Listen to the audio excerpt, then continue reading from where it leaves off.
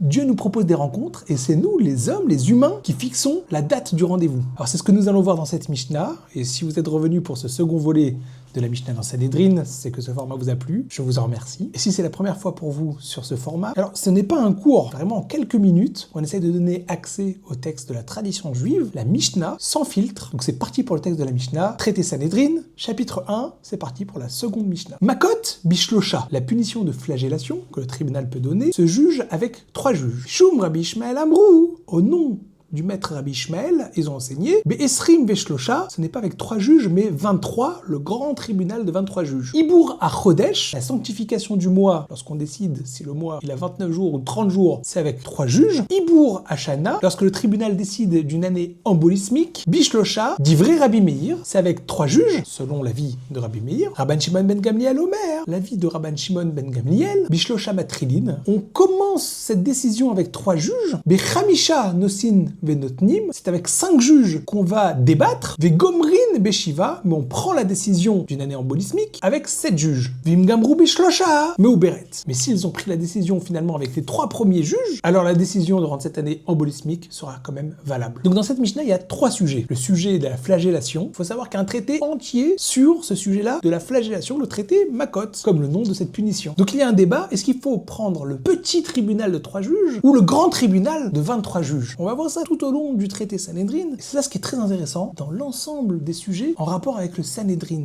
À chaque fois, le tribunal va essayer au maximum d'alléger, d'aménager les punitions. La leçon, normalement, c'est 39 coups de fouet. Mais en réalité, on donne pas 39 coups de fouet. Il faut toujours faire très attention de ne pas trop faire souffrir la personne et donc on aménage les coups de fouet. Rabbi Ishmael nous dit que si on prend pas 23 juges, on risque de faire souffrir trop la personne. Même, il peut même y avoir des catastrophes ou si on n'a pas bien calculé et dosé le nombre de coups de fouet, on peut même en arriver à faire mourir une personne. C'est pour ça qu'il faudra prendre ce sujet-là au sérieux et prendre 23 juges. Les 2 autres sujets, c'est des sujets liés au calendrier. Donc le calendrier juif, c'est un calendrier lunisolaire. C'est que dans la tradition juive, on fait un mix entre le calendrier lunaire et le calendrier solaire. Le mois, il est fixé selon la lune. Il fallait 3 juges pour recevoir le témoignage de 2 personnes qui ont vu la nouvelle lune et donc fixer le nouveau mois. En théorie, il faudrait aussi 3 juges pour fixer une année embolismique. C'est-à-dire que comme on fixe les mois selon la lune, à un moment donné, il faut réussir à réajuster le calendrier pour qu'il soit aussi adapté au calendrier solaire. Pour cela, il y a la possibilité de rajouter un des mois de l'année, c'est le mois de Hadar. Il y a 3 indicateurs, plus ou moins, qui vont faire que les juges vont décider ou pas de rendre l'année embolismique. Comme par exemple, les rabbins se rendent compte qu'on va arriver à la fête de Shavuot, où on amène les nouveaux fruits, les bikurim, les prémices de notre verger au temple, et on se rend compte que les fruits ne seront pas mûrs. Donc là, on va rajouter un mois. Ou alors, on va arriver à Pessah aussi, et la récolte de céréales n'est pas encore mûre, et on ne pourra pas amener ce qu'on appelle le Homer, ou même le solstice d'hiver n'est pas fini. On arrive à Pessah qui est la fête du printemps, et puis finalement, c'est pas encore le printemps, c'est l'hiver. Donc pour ça, il faut décider, est-ce qu'on va rendre l'année embolismique? Théoriquement, il faut 3 juges, mais Rabban Shimon ben Gamliel enseigne que pour prendre en compte, est-ce qu'on va réfléchir à une année embolismique, on commence avec 3,